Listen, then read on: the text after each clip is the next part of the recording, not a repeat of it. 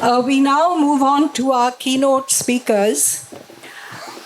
What Bhai said regarding literature of the smaller places not being able to reach a wider audience because of awards, but also one of the reasons is because we don't have sufficient translators. We don't have good translators. Our first keynote speaker is Dr. Rakhshanda Jalil. She's a writer and translator, critic and literary historian, best known here for her book called Invisible City, The Hidden Monuments of Delhi, and a collection of short stories called Release and Other Stories. Her PhD on the progressive writers movement, as reflected in Urdu literature, has been published by Oxford University Press as Liking Progress, Loving Change. She runs an organization called Hindustani Awaz, devoted to the popularization of Hindi Urdu literature and culture. She's a graduate of Delhi University. She started her career as a lecturer. Then she worked at Aligarh Muslim University also as a lecturer and later as an editorial assistant. Then she became a sub-editor in the publications division of the India International Center, rose to become an assistant editor there. Afterwards, she joined Jamia Millia Islamia as director of their outreach program. She co-edited a quarterly journal called Third Frame, Literature, Culture and Society, which was published and distributed by Cambridge University Press.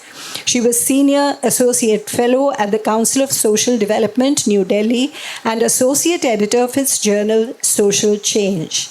She has edited 4 collections of short stories, Urdu stories, a selection by Pakistani women writers called Neither Night Nor Day, New Urdu Writings from India and Pakistan, and Pigeons of the Domes, Stories of Communalism. She has co-authored 2 books, Partners in Freedom, Jamia Millia Islamia, and Journey to a Holy Land, A Pilgrim's Diary. She has 9 works that she has translated, Premchand's short stories, a collection of satirical writing in Hindi by Asghar Wajahat, 32 satirical cameos by Saadat Hasan Manto, Through the Closed Doorway, Nazms by Urdu poet Shahryar, short stories by Intizar Hussain, and many, many others, too many to list. The biography of Urdu feminist writer Dr. Rashid Jahan has published this under the title A Rebel and Her Cause. She has over 15 books and over 50 academic papers, and at present she is engaged in a study of Indian secularism. May I invite you, Dr. Jalil?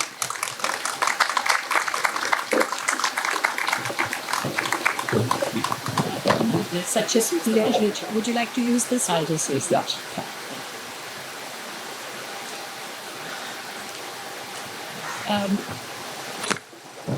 Ladies and gentlemen, I've been coming here to GALF for many, many years now, sometimes to speak, sometimes to listen, and it's always a pleasure. When my friend Vivek Menaziz asked me to come and speak at the inaugural, I was very deeply grateful to Bhai and to Vivek for giving me this opportunity. Now, it's such a glorious day and it's such a beautiful setting, but I have come with a very grim subject, and I apologize for that. I don't wish to strike a discordant note at the very beginning of what promises to be a very fruitful, very engaging conversation over the next few days. But I said to myself that if I don't talk about this here at GALF, then where else can I talk about it? So bear with me, please. I understand that for many years now, GALF has been engaged with... There seems to be an echo in this. It's a little disconcerting. I wonder if you can hear me. Shall I proceed? Okay. So I understand that one of the preoccupations of the 2 co-curators has been ways of belonging. And in some ways of belonging is also what I have been working around in very many ways over the past few years. Identity, belonging, these are things that interest me. But I also have been trying to explore the dark underbelly of belonging, which is fear. And I want to talk about fear today. And I've come with a paper. I'll try to be short. I was told I have about 15 to 20 minutes. So I want to talk about the crushing fear. A fear that weighs on my chest with an inexorable weight and makes it difficult to breathe sometimes. Yes, with all my privileges of education, of social class, of having friends in the right places, I feel scared, more scared than I have ever been in my entire life. I must also confess to an almost persistent depression, like a low-grade fever over the past many, many years, one that doesn't quite halt the rhythm of one's life, but it does slow you down by its continuous, relentless presence in one's life. And at the end of the day, it makes one feel sad and somehow empty, as though a great deal that one had always taken for granted is slipping through one's fingers like sand. I believe this fear and depression is felt by many in spaces that we now like to call echo chambers. But today I will speak about the fear that Muslims in India in particular feel. And I realize that I'm sort of maybe painting myself in a corner here, but this is something I've been wanting to talk about from a public platform for some time now. I feel that I'm not alone in this fear and depression among a great many Muslims, especially in urban India. I can hear it in their silences. I can sense it in their steadfast refusal to get drawn into political debates. I notice it in their stoicism in the face of virulent hate that is swirling around in college and university WhatsApp groups, in RWA and housing society group chats, and so on and so forth. I spot it in the hastily withdrawn social media posts drawing attention to some recent communal outrage or the other.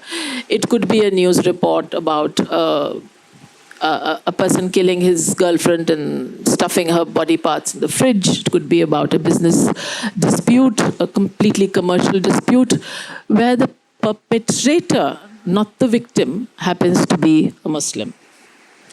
If my own fear and despair and that of others like me is so palpable and pronounced, what of those Muslims who are doubly marginalized by their poverty and illiteracy, or vulnerable because they don't have safeguards and barriers, however flimsy, that people like us, and that's the other thing I like to question, what is people like us? But that's a subject for another debate.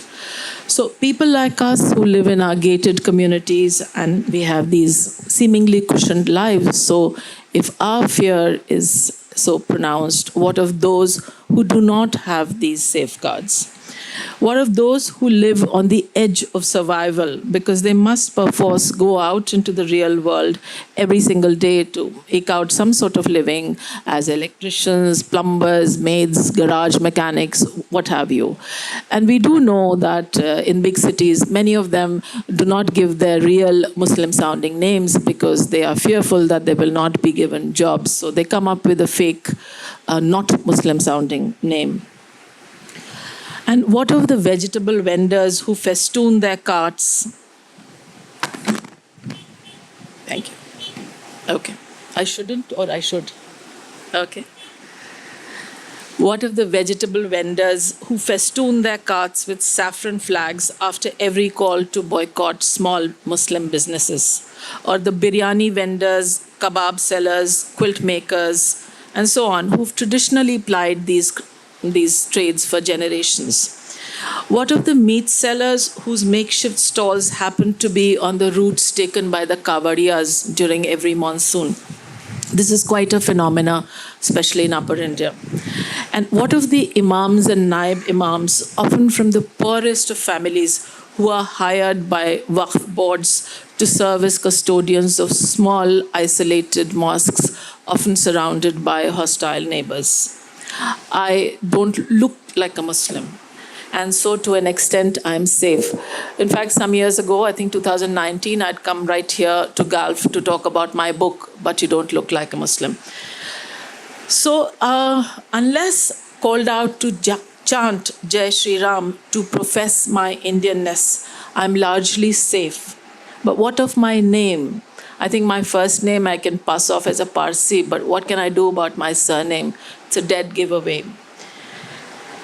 When push comes to shove in the new India that is Bharat, not even speaking English will give me an exit pass. All this while, if you look like something, you had short hair, you spoke English with a Tony accent, you could get away. But I don't think anymore. All my so-called privileges can be brought to naught by a crowd of lumpins. The realization is chilling. And if I were a man, imagine 75 years after independence, when all those stories were written by Sadat Hasan Manto of men having to pull down their pants to show what they were, whether they were a katua or not. The fact that this can still happen 75 years after independence is sobering. Now, I'm going to list out some scenarios. They're not hypothetical. They're all from newspaper headlines about things that happen. Suppose you're a man offering namaz in a berth in a train, minding your own business. Supposing you are a man wearing a topi and with a beard and offering a namaz on a berth in a train. You might recall that in a train to Mumbai in August 23, a man who was in the Railway Protection Force shot down 3 Muslims, one of them who was very obviously Muslim looking and offering namaz on a berth. So there are many, many instances. I don't need to share many of them with you. You are all aware of the Chief Minister of a state who is actively urging people to call out the miyas, and if it's a rickshawala, to pay him less than what he deserves as fare. There was also the instance of the same chief minister putting out, since later deleted from the official party handle on X, depicting very obviously Muslim-looking people being shot at point-blank range. There are many, many instances. There are जब मुल्ले काटे जाएंगे, Ram Ram चिल्लाएंगे. These are slogans that have come into the public domain. Hindustan में रहना होगा, जय श्री राम कहना होगा. And then the most egregious one by somebody who's now a union minister, whose face we see arguing in the parliament, who had very famously said, "Goli maro salon ko." Now, these are not random, unrelated personal issues or personal biases that are confined to one's home. These are dog whistles. There is a clarion call to a large restive majority that is being brainwashed to believe that they are second class, third class, seventh class citizens in their own land. And they seem to be part of a larger narrative, a grand design.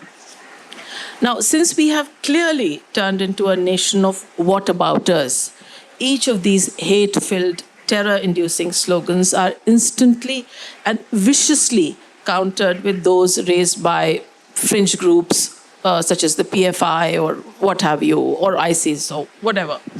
When rapes, murders, corruptions, scams, and scandals are thwarted in parliament by elected representatives of the people by instances of whataboutery, how can these rising instances of bigotry and hate not be similarly countered? I think we draw our lessons, as it were, on what we see on national television, and this then gets translated, it percolates down to the family, to dinner table conversations, to all sorts of social chit-chat.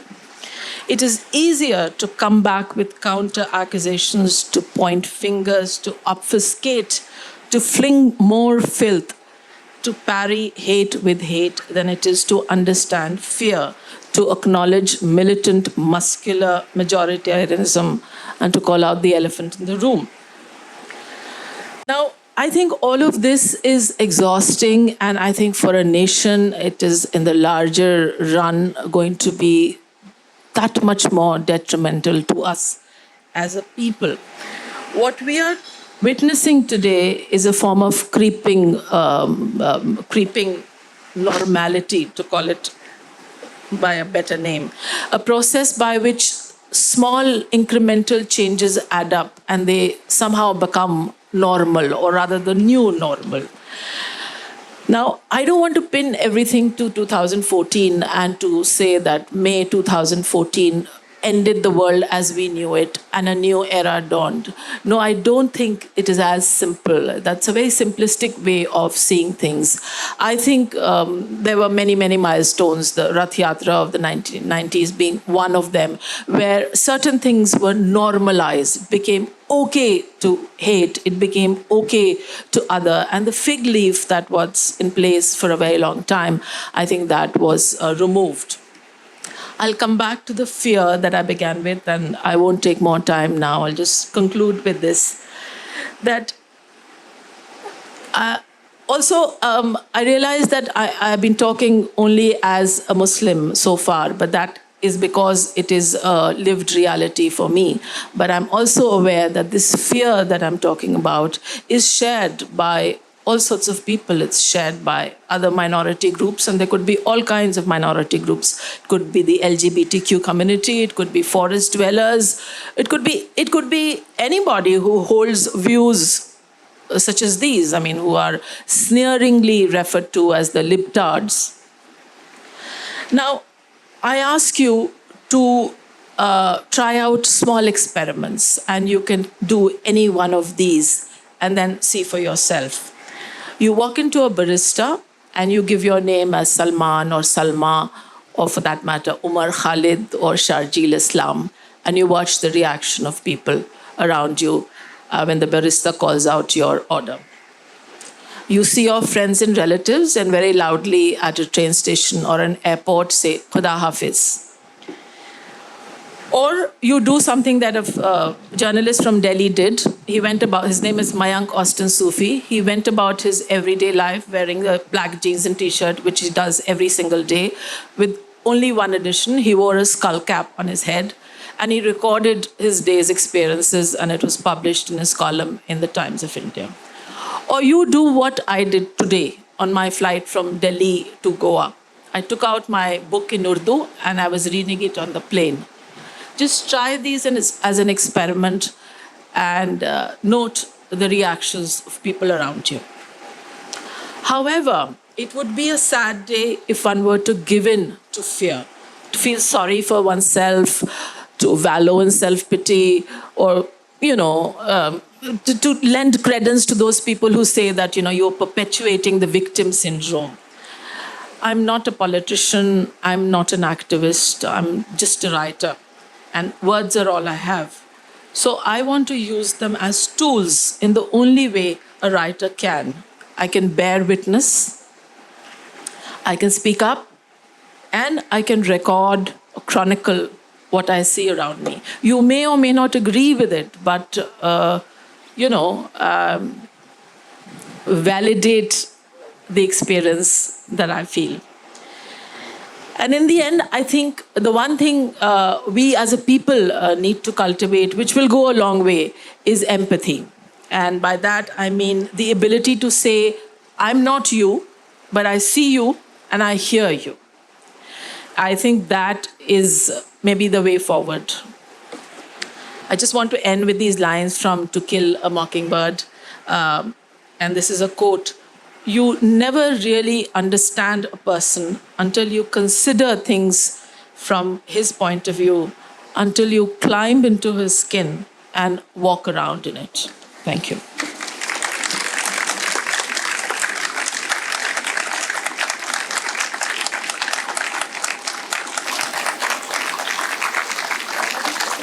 Dr. Jalil, thank you.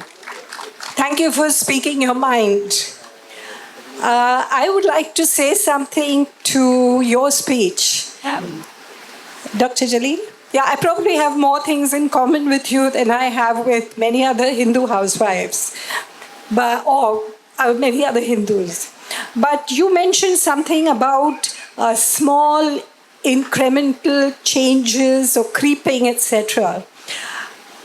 I think, though we are full of hate right now in India, there is a kind of rumbling towards common sense.